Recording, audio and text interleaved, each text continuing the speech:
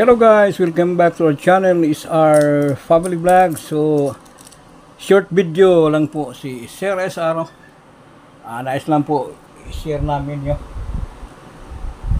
Ito po ang pinakahirap hanapin dyan sa nagbubuo, no? 2017. Hard to find na po ito guys, no? Talagang mahirap na po ito mahanap, lalo na sa mga baguhang kolektor, no? 2017, pag hindi mo talagang nagbubuo guys, mahirap na po ito hanapin guys, no? Yan, nais lang po namin i-share, no? Lalo na sa naghahanap, no? May hawak po si Sir SR na 5 piraso. Lahat po 2017. Yan, o. 2017 yan guys, no?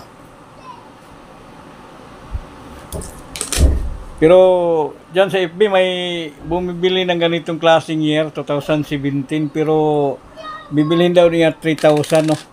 Basta yung mint mark, high mint mark daw. Minsan natatawa ako guys, no?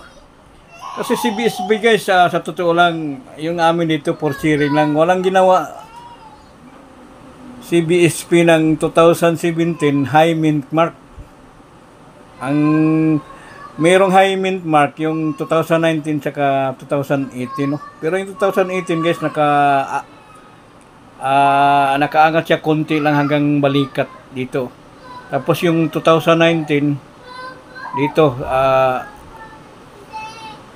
nakasintro sa letter P.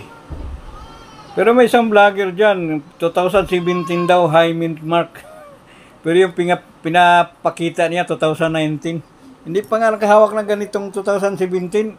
Nag-aambisyon na talagang 2017 daw bibilhin niya 3,000. Minsan kasi natatawa ako eh. Sabi ko, magre-research po kayo sir, no? Kung ikaw makahanap ng 2017 na high mint mark, triple ko yung presyo mo, no?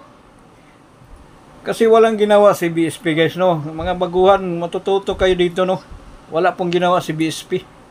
Ito po ang pinakaunang ginawa ng BSP 2017, no? NGC. Yan po, no? For sharing lang po, no? Kasi pag gaya nito, series, pag wala kang 2017, hindi mo talaga mabubuo yan, no? Yan, no? 2017, no?